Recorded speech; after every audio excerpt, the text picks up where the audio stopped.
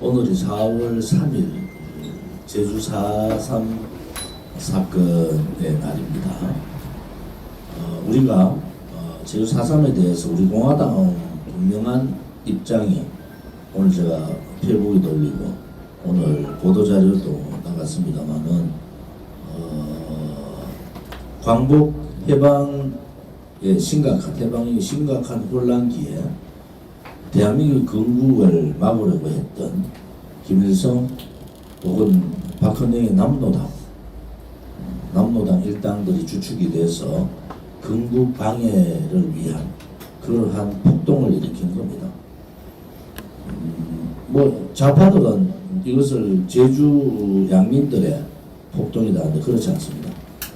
제주 양민들의 폭동이 아니라 공산 세력들, 건국을 반대하는 세력들의 폭동이다.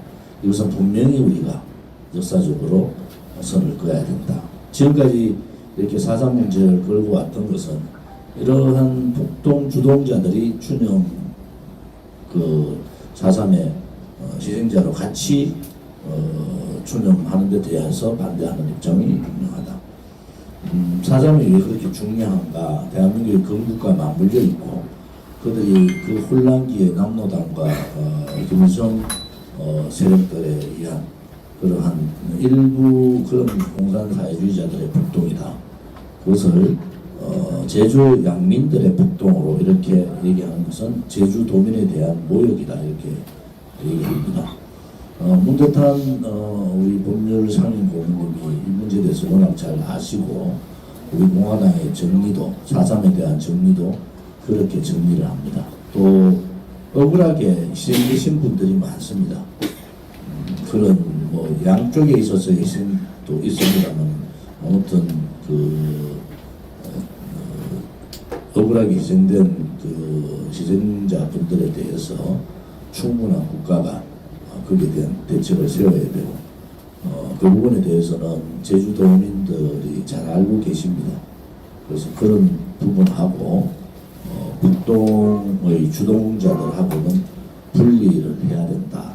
이것이 대한민국의 건국과 향후 대한민국의 정체성에 대단히 중요한 사건이다. 이렇게 생각을 합니다. 제주도당에서 오늘 제주 4.3 사건에 대한 여러 가지 성명서 발표도 있고 여러 가지 일들이 있습니다. 우리는 제주 4.3 사건의 폭동 주동자들과 소위 억울한 제주 양민들의 학살된 또 죽음을 당한 이분들에 대한 부분들은 우리 공화당은 분리를 합니다. 오늘 아침에 YTN 방송에서 제가 얘기했지만 결국은 이념이라는 게 그만큼 무서운 겁니다. 좌파들이 해방 이후에 지식인들의 70% 이상은 사회주의 이념으로 거의 다 뭉쳐 있었다. 그 당시의 상황을 지금의 잣대로 갖다 대면 잘못된 거다. 만약에 이승만 대통령이 그렇게 강력한 리더십을 발휘하지 않았으면 대한민국 이미 사회주의 국가가 김일성의 사회주의 국가가 되었다. 라는 것을 우리는 이 시대에 알아야 됩니다. 좌파들은 항상 지금의 잣대로 과거의 역사를 자꾸 단죄를 하는데 잘못된 겁니다. 그래서 우리 공화당의 분명한 입장은 오늘 보도자료를 냈고 제 페북에도 올라와 있습니다. 여러분들이 4.3 문제에 대해서 이런저런 논쟁이 붙으면 분명한 입장을 오늘 보도자료를 보고 우리 공화당의 분명한 입장을 여러분들이 견지를 해주시기를 바랍니다. 앞으로도 국가가 혼란기에 오더라도 이러한 4.3과 같은 불행한 일들이 다시는 없어야 되겠다 이런 생각을 가집니다. 여러분들이 오늘 이 4.3에 대해서 좀 더 마음의 신경을 쓰시기를 바랍니다. 여러 가지 윤석열 정부가 윤석열 대통령으로서는 한다고 하는 것 같아요. 그런데 제가 보는 관점에서는 노민생 1년 동안 민생 챙기지 못했다. 노협치 야당이 이재명 방탄을 한다 하더라도 협치를 하는 정치를 이루지 못했다. 저는 이 부분에 대해서 굉장히 실망을 하고 있는 사람입니다. 윤석열 대통령이 굉장히 협치를 잘할 줄 알았거든요. 왜? 뭐 정치적인 보수 정치권에 빛이 없잖아요. 그걸 잘할 줄 알았는데 완전히 협치하지 않고 노개혁, 개혁을 해야 되는 이 중차대한 개혁 준비를 해야 되는데 개혁은 한 발도 못하고 있습니다. 개혁 중에서 우리가 3대 개혁이라고 노동교육연금이라고 얘기하지만 저는 그 3대 개혁보다도 더 앞에 정치개혁이 필요한 시점이다. 민주당은 이재명과 386 운동권들이 손을 잡은 거예요. 386 운동권 출신 의원들 또 정치하는 사람들이 사실은 이재명 대표 이 방탄국회 전에는 퇴출 상대가 되잖아요. 이제 386 운동권들 뒤로 물러나라 하는 것이 민주당의 보편적인 민주당 지지자들 입장이었죠. 근데 이재명이 이 방탄에서 이겨나가고 벗어나려니까 퇴출 대상인 운동권들하고 손을 잡은 거예요, 지금. 그것은 이번에 인사를 통해서 인사 배정을 보면은 운동권들을 전면에 다 내세웠다. 이것이 이재명과 386 운동권들의 야합입니다.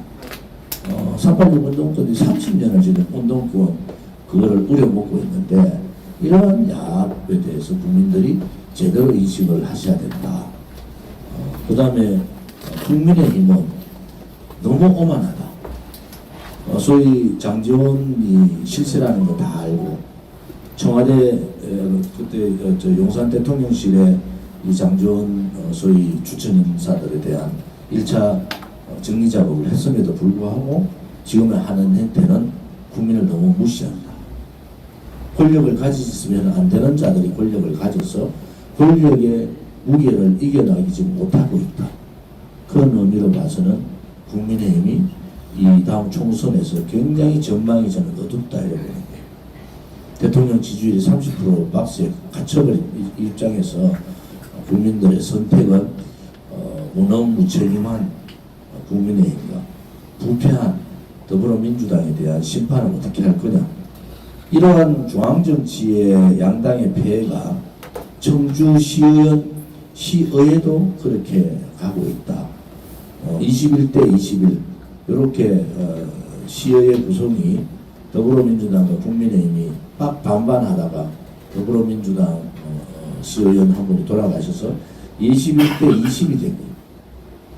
만약에 더불어민주당이 되면은 또 반반을 해서 시정이 제대로 안 될 거고 국민의힘이 되면은 중앙정치에서 배워서 역으로 또 일당 독식 체제로 갈 거다. 그러기 위해서 이러한 양당의 피해를 종식시키고 정리해 줄 수 있는 후보가 저는 유원진 후보다. 이렇게 봐서 싸우지 않는 청주 시민만을 위하고 청주 시민을 위한 그러한 정치, 그러한 불뿌리 민주주의 정치를 할 수 있는 후보, 그런 후보로서 우리 공화당의 유원진 후보가 적합하다 이렇게 봅니다.